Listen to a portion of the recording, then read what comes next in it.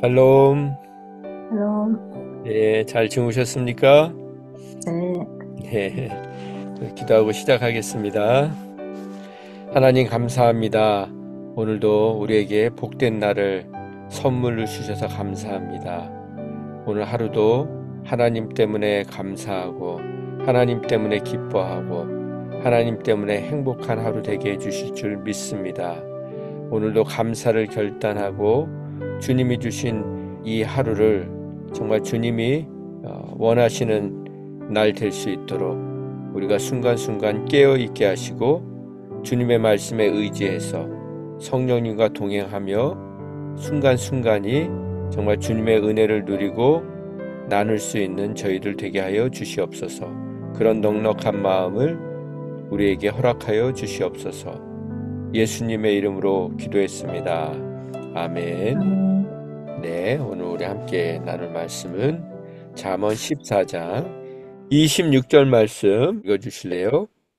여호와를 경외하는 자에게는 견고한 의뢰가 있나니 그 자녀들에게 피난처가 있으리라.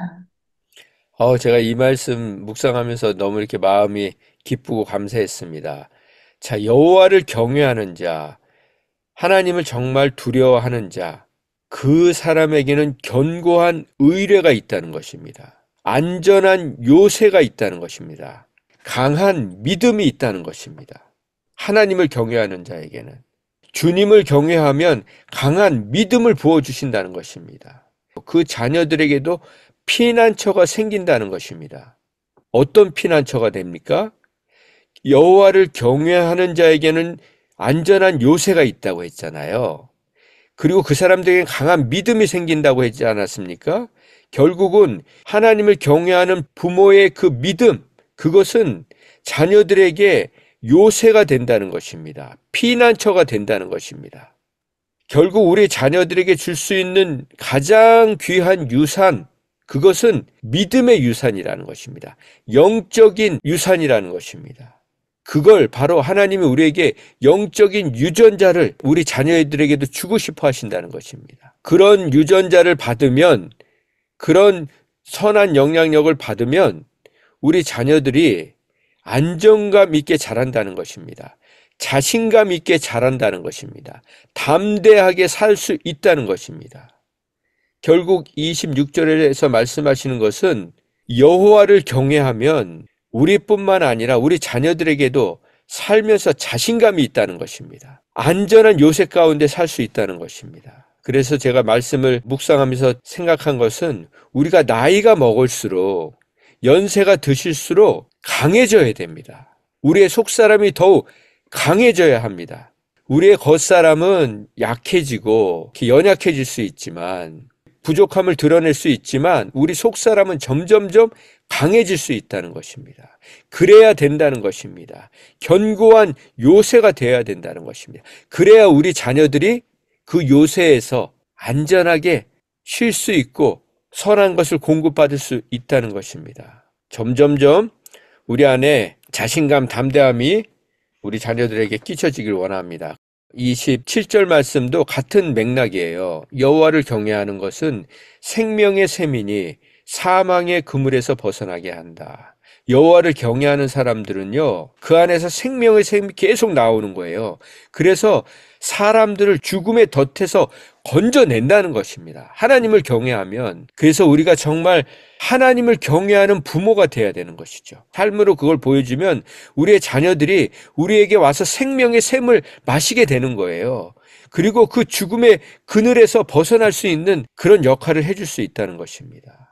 그러려면 29절에 노하기를 더디하는 자는 크게 명철하여도 마음이 조급한 자는 어리석음을 나타내느니라. 자, 이게 되게 중요한 말씀입니다. 그래서 우리가 중요한 것은 뭡니까?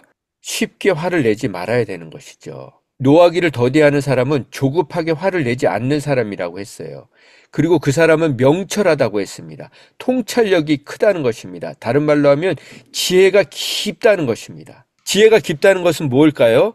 우물이 깊으면 어떻게 될까요? 깊은 우물에서 길러 오는 물은 정말 시원하죠. 그리고 물이 많다는 거예요. 근데 지혜가 얇으면 뭡니까? 그냥 지혜를 품으면 그냥 덜그덕 덜그덕 소리만 나는 거예요. 지혜가 별로 없으니까. 퍼줄 우물이 없는 거예요. 근데 깊은 우물은 뭡니까? 이런 상황, 저런 상황, 어떤 상황 속에서도 지혜롭게 대처할 수 있는 그 많은 지혜가 있다는 것입니다. 그런 사람들은 어떤 사람들이냐면요. 늘 자기에게 일어나는 일들을 객관적으로 볼 수 있는 사람이에요. 우리에게 필요한 것은요. 주관적으로 상황을 보는 게 아니고 객관적으로. 다른 얘기를 하면 제3자의 입장에서. 자꾸 우리는 내 입장에서 보기 때문에 부족한 것 같습니다. 아, 우리 집에 지금 물질이 너무 부족해. 이번 달을 살려면 이렇게 돈이 있어야 되는데, 그런데 지혜가 있는 사람은 제3자의 시각, 결국은 뭡니까? 예수님의 시각으로 우리가 볼 수 있는 거죠. 하나님이 우리를 돕고 계시는 그 시각으로 볼 수 있는 것이죠. 더 넓은 시각, 결국은 영원의 시각, 하늘의 시각, 하늘의 차원에서 보면 하나님께서 정말 우리를 돕고 계십니다. 우리는 열심히 우리의 삶을 살면 되는 것이죠. 오늘 우리가 30절까지 보겠는데요. 30절 말씀에 보면 평온한 마음은 육신의 생명이나 시기는 뼈를 썩게 하느니라. 마음이 평안하면 육신도 건강해진다는 것입니다. 그러나 시기하면 뼈마디가 썩는다는 것입니다. 마음이 건강하면, 영혼이 건강하면 몸도 튼튼해진다는 것입니다. 마음이 평안하면 몸에 생기가 돋는다는 것입니다. 그러나 마음이 타면 뼛속도 탄다는 것입니다. 다른 말로 하면 감정을 주체하지 못하면 뼈가 썩는다는 겁니다. 어떤 감정이요? 불안한 감정. 여기는 뭐예요? 시기하는 감정, 질투하는 감정. 이 감정을 주체를 못하니까, 내가 절제를 못하니까, 컨트롤을 못하니까 내 뼈가 썩는다는 겁니다. 그래서 감정을 다스릴 수 있어야 됩니다. 감정을 다스린다는 것은 결국 뭐냐면요. 혼의 반응, 혼을 자꾸 쓰는 거예요. 혼은 뭡니까? 염려하고 근심하고 걱정하고 내가 머리 막 굴리고 계산하고 조급하고 뛰어다니고 안달하고 이러면 우리 몸이 망가진다는 거예요. 그러나 정말 여기 말씀처럼 하나님을 경외하면 영과 육의 건강을 책임져 주실 줄 믿습니다. 결국은 하나님께서 우리에게 모든 염려를 맡기라고 하시는 것 아니겠습니까? 오늘도 모든 염려를 다 맡기고 모든 짐을 다 맡기고 주님의 손을 잡고 기쁨으로 동행하는 저와 여러분 되길 소원합니다. 우리 기도하겠습니다.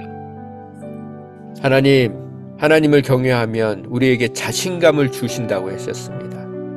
하나님, 우리가 우리 자녀들에게 믿음직한 의지가 되게 하여 주시옵소서. 우리들의 믿음을 보고 우리의 자녀들이 안정감 있게 자신감 있게 담대하게 자랄 수 있게 하여 주시옵소서.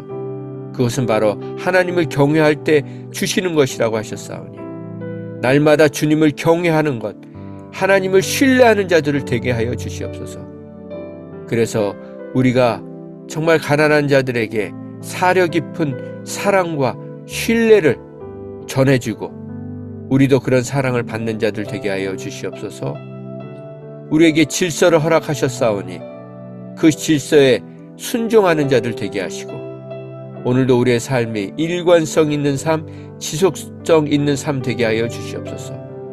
오늘도 우리의 삶이, 우리의 시선이, 우리의 관심이 미성숙한 자들의 시선이 아니라 성숙한 자들의 시선이 되게 하여 주시옵소서. 그래서 누구에게도 친구가 될 수 있게 하여 주시옵소서. 우리의 친구가 되어주신 예수님의 이름으로 감사하며 기도했습니다. 아멘.